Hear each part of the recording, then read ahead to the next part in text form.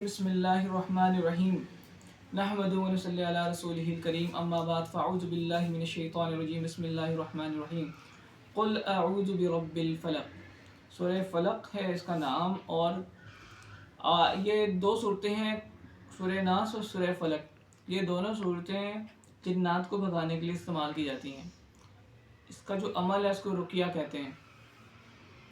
جنات کو بھگانے کا ایک خاص اور جادو کو ختم کرنے کا ایک خاص عمل ہے جو احادیث سے ثابت ہے، ٹھیک ہے۔ اس کے لیے نازل ہوئی جب نبی صلی اللہ علیہ وسلم پہ جادو کیا گیا تھا تو یہ آیات اتری اور ہم نے پڑھی اور اس کی وجہ سے وہ 11 کی 11 گریں جو تھیں وہ کھل گئیں اور آپ صلی اللہ علیہ وسلم کو اللہ تعالیٰ نے اس جگہ کے بارے میں بتا دیا جہاں پہ یہ چیزیں پڑی ہوئی تھیں۔ جادو ثابت ہے، ایک علم ہے، اس کا توڑ بھی موجود ہے، شیاطین اس میں اور جو منتر وغیرہ ہوتے ہیں وہ استعمال کیے جاتے ہیں اس کے اندر۔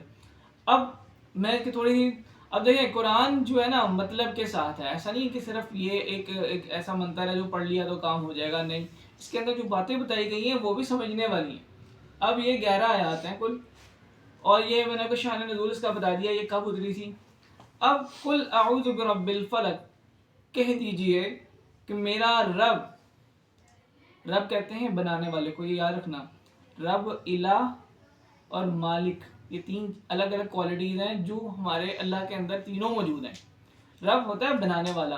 قل اعوذ برب الفلق، میرا رب وہ ہے جو پھاڑنے والا ہے۔ فلق کہتے ہیں کسی چیز کو پھاڑ دینا، آسمانوں کو پھاڑنے والا، بیج کو پھاڑنے والا، ایٹمز کو پھاڑنے والا، الیکٹرونز کو پھاڑنے والا۔ ان کے اندر سے جب چیزیں نکلتی ہیں تب نکلتی ہیں، چیزیں پھٹتی ہیں، پھر انرجی ریلیز ہوتی ہیں، ٹھیک ہے۔ اب اللہ تعالیٰ یہاں پر جو بات کر رہے ہیں، ظاہر سی بات ہے جادو کا جو منتر ہے اس نے بھی کوئی نہ کوئی، ہم آج کی سائنس میں اس کو دیکھ تو نہیں رہے ہیں لیکن سائنس یہ ہے، علم سائنس ہوتا ہے، ٹھیک ہے۔ اگر جادو ثابت ہے تو یہ ایک سائنٹیفک ورلڈ ہے، ورچوئل ورلڈ کہتے ہیں، جس کے اندر مختلف چیزیں مختلف طریقوں سے ہوتی ہیں۔ فزیکل ورلڈ کا مطلب سمجھتے ہیں نا، جس میں میتھس اینڈ انرجی پہ ہم ڈیل کرتے ہیں، جسے ہم فزکس بولتے ہیں۔ اس کے علاوہ اور بھی تو جگہ ہیں نا، آپ کے دماغ کے اندر جو خیالات چل رہے ہیں وہ تو فزکس کے اصولوں کے تحت نہیں آ رہے ہیں۔ آپ خواب میں کسی دنیا میں جاتے ہیں، جنات کو جب دیکھ رہے ہیں آپ کی فزکس کو ڈیٹیکٹ نہیں کر پا رہی ہے، فرشتے آ رہے ہیں جا رہے ہیں، آپ کی سائنس اس کو ڈیٹیکٹ نہیں کر پا رہی، اس کا کیا مطلب ہے کہ نہیں ہے تو ان کے علم بھی الگ الگ ہیں۔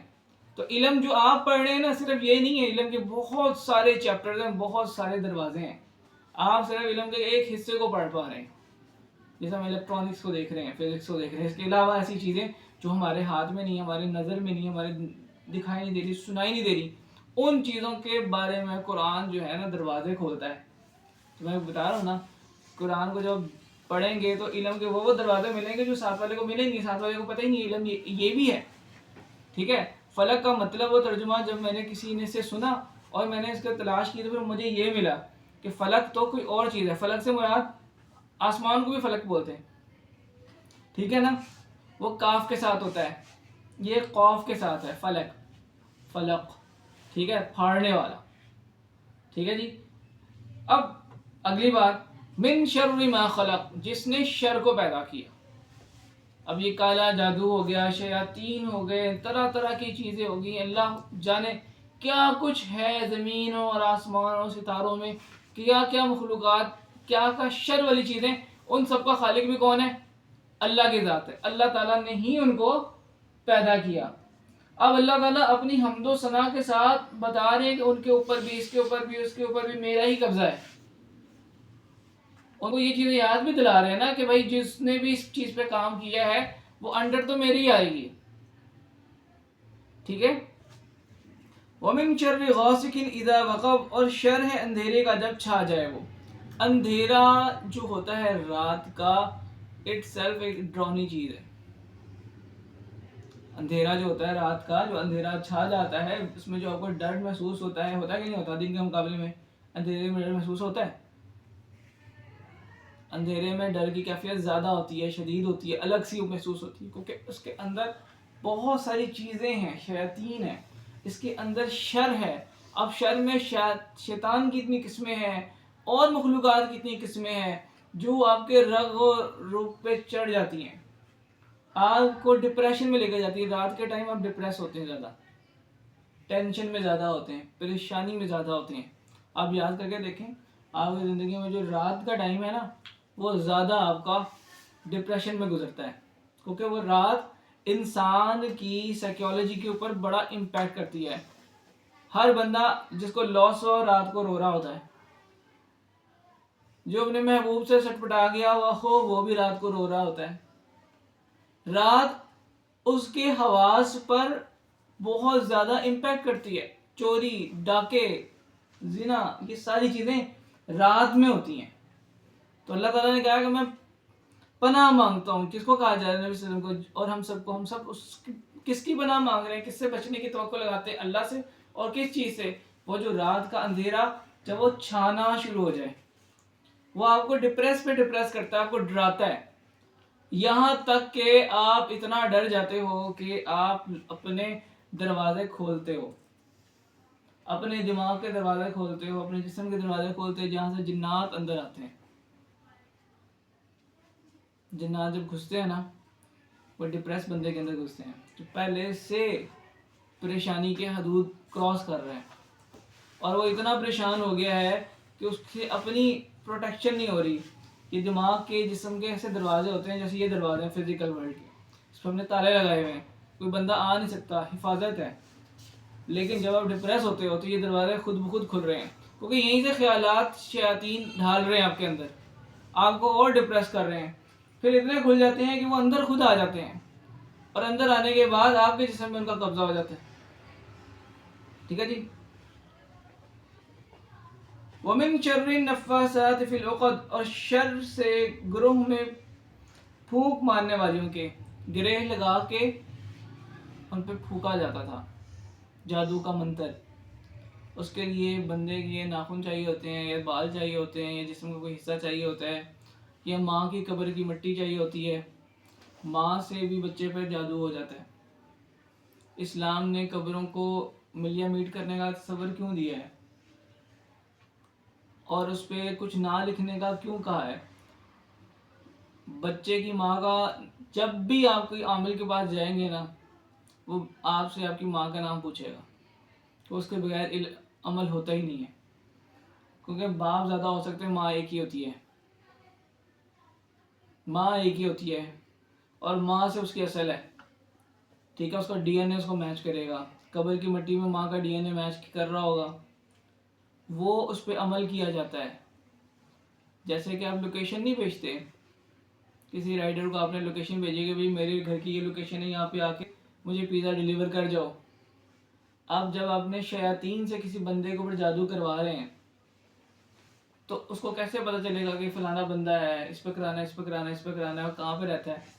آپ اس کا ڈی این اے دو گے، اس پہ عمل کرو گے.